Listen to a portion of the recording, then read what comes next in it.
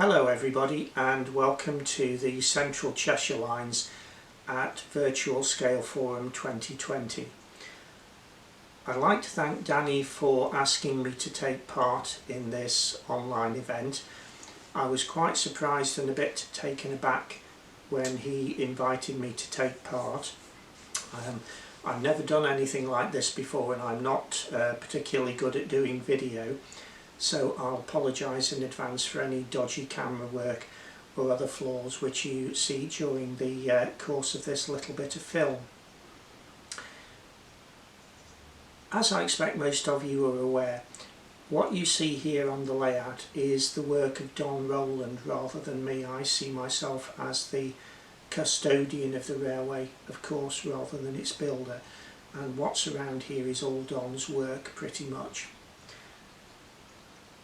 The history of the railway goes back quite a few years, and those of you who are interested can have a look at the online index for Model Railway Journal, which will point you towards articles in the right magazines which will tell you a bit more about the background.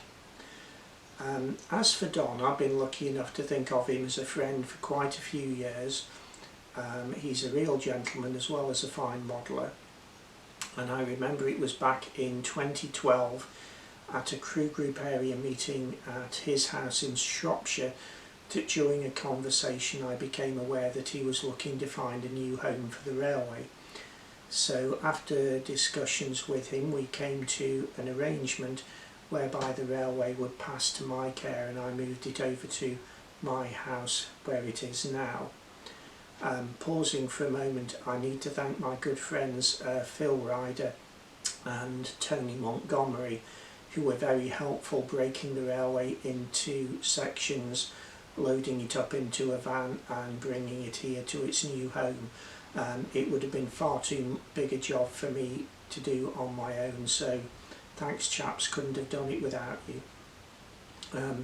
It's certainly not an exhibition layout, although it is designed so that it can be taken into sections. It can't be taken to exhibitions and brought back, so it is very much a permanent layout.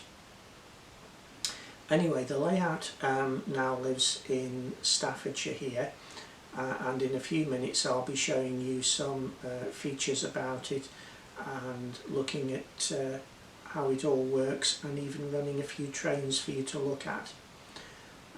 My own particular era of interest is the pre-grouping period before 1923, but I take the view that it's my railway and my rules apply, so if I like something I'm going to run it on the railway even if it's outside my own strict period.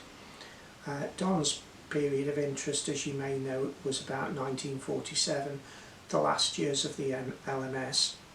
In theory, I'm going to backdate the layout a bit and replace LMS signals with lower quadrant signals and a few other jobs like that, but that's all on the to-do list at the moment. What I've done since the layout has arrived here is the scenery's been refreshed. There's been general care and maintenance carried out to keep it going. Some of the track had to be replaced because it was damaged when the layout was cut up into sections for transportation, and in particular I've had to replace some of the track going round the curves as that was damaged on its way here and whilst taking it apart. Anyway, that's enough of an introduction, so what I'll do now is show you a few other features of the layout and then we'll move on to running some trains.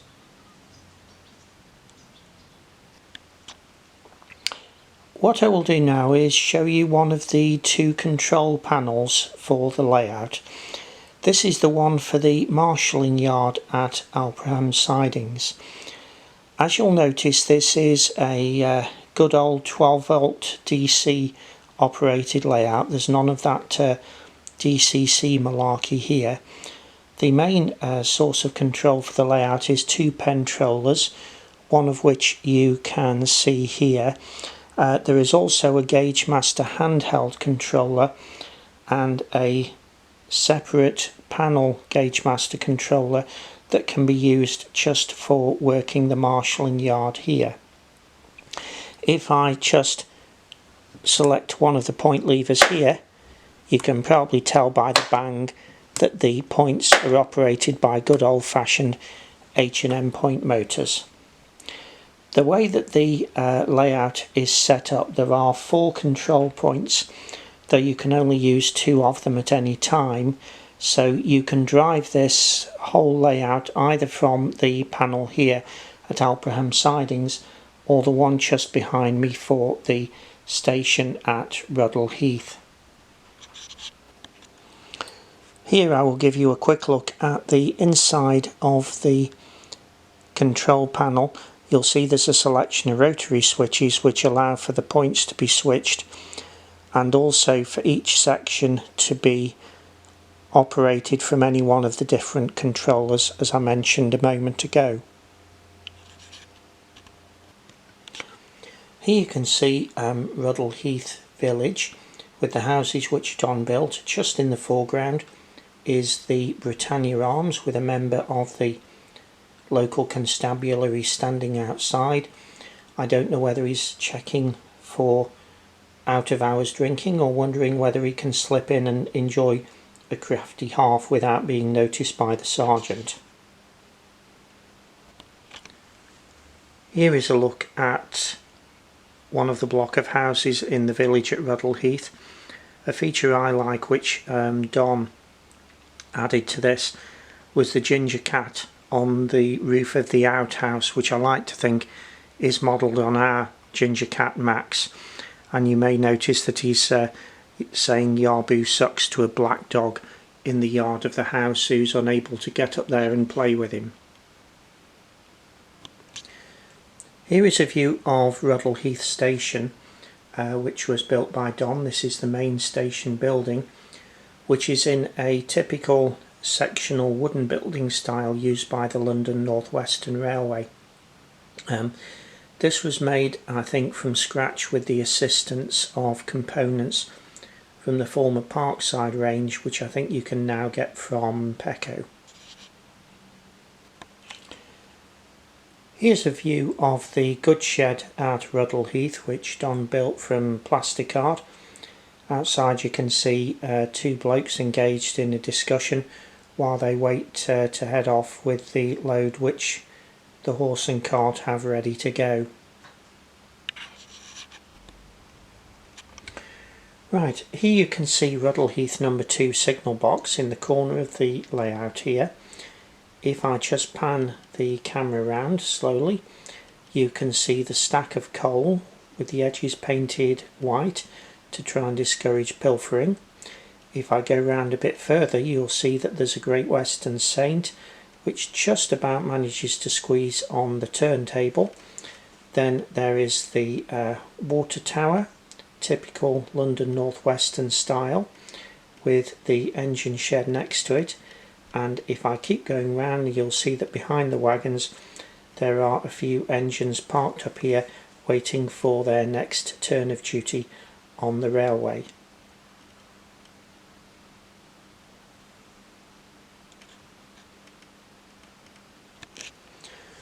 Here we have a view of the marshalling yard at Alperham Sidings with a selection of my wagons.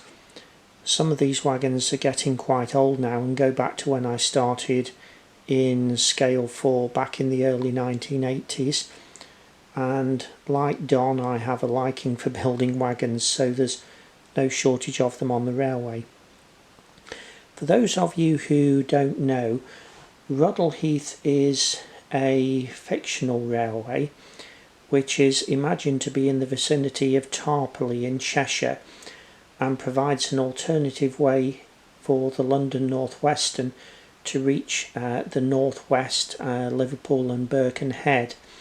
It's imagined to have links to the Cheshire lines and the Great Central, and also to the Cambrian and Great Western at Oswestry, which is quite handy because it gives me an excuse, if I needed one, to run nearly anything that I want. If I just pan round a little bit, you can see more of the marshalling yard, and then in a moment I'll see if I can manage to run some trains which is, after all, what it's all about.